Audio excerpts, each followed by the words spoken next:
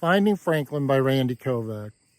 Today's episode is about the Daniel Webster birthplace, in particular the hill I'm standing on, which is about 90 feet higher than where the two houses are in the background.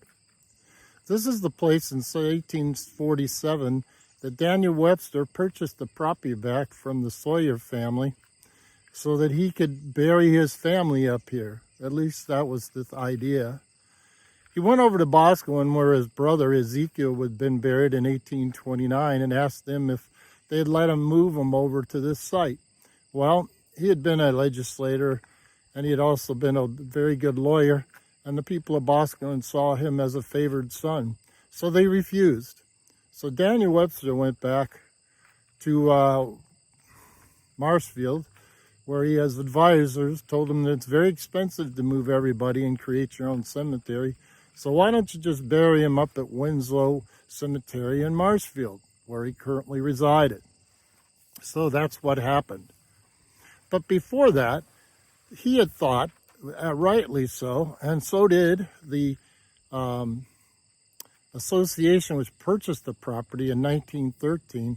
They thought, in that time period, they thought this would be a great place for a scenic view. So if you like a Currier Knives type drive, and then you want to walk, go along 127, take North Road, come a mile or so, stop in here, get into the parking lot, and you might notice when you park there, there's a big boulder.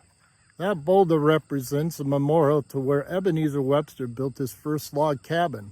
That was in 1760, when he was granted 225 acres of property for fighting in the French and Indian War. Now you can imagine where I'm standing at this time, and I'm going to pan around a little bit for you. All of this was virgin territory, and your neighbors would be the natives and also the animals that lived here. And so if you were up here and by yourself, your neighbor would be from anywhere from 3/4 of a mile to 2 miles away. And when you had only an ox cart, and an ox goes about 1 mile an hour, you could see going up and down the hills could take quite a while to get from A to B. And in a deep snowstorm, you're a lot into trouble. Off over there in the background is a dairy barn that was put in sometime in the 1920s. Interestingly, they used to use that for plays and different functions in Franklin until 1983, when they decided to make it into a theater, a summertime theater. They put in electricity and spent a lot of money. And in August, they finally were ready and they opened up. They had the first performance of Daniel and the Devil, which is a novel about Daniel. And at the end of that, they decided that was it. It was too hot, never to open again. So that one performance was it. It's still got all the wiring inside, but it's been basically closed ever since then. The house next to it, the little white house you see there, was Captain Stephen Sawyer's house that he built in 1794.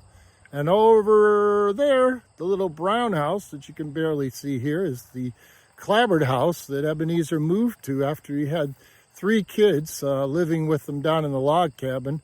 And so in 1768 or thereabouts, he built this clapboard house, which at the time was the traditional living quarters of everybody in New Hampshire. And so he became more like everybody else at that time.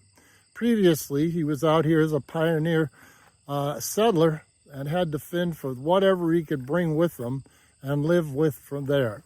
So I'm trying to keep this under 5 minutes, and I think I'm doing a pretty good job. So if you want, come out to this free state park. You could have a picnic here. You could come up and look at the trees in the fall. There's 5 beautiful mown acres. You could take a little hike. And additionally, both north and south, there's another 140 acres that belongs to the state. So if you like to wander around, there's a marsh in front of me, down below this hill. There's marshland, and then more land beyond that. And if you go down the other way, on the other side where the parking lot is, there's another whole bunch of land that goes down to the Black Bear Vineyard. And so it's a long stretch, again, 145 acres. And we would hope that you, as individuals in the state, would want to take advantage of that. But please remember, when you leave it in the same condition you found it. So if by chance somebody left some trash, pick it up, take it with you. Otherwise, take care of your own stuff, and please enjoy this site. So thank you for listening to another episode of Finding Franklin by Randy Kovach, and hope to see you. You can contact me at trestletimes@gmail.com.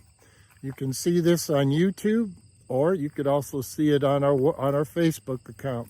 That's the latest from this part of the world. Have a good day, and goodbye.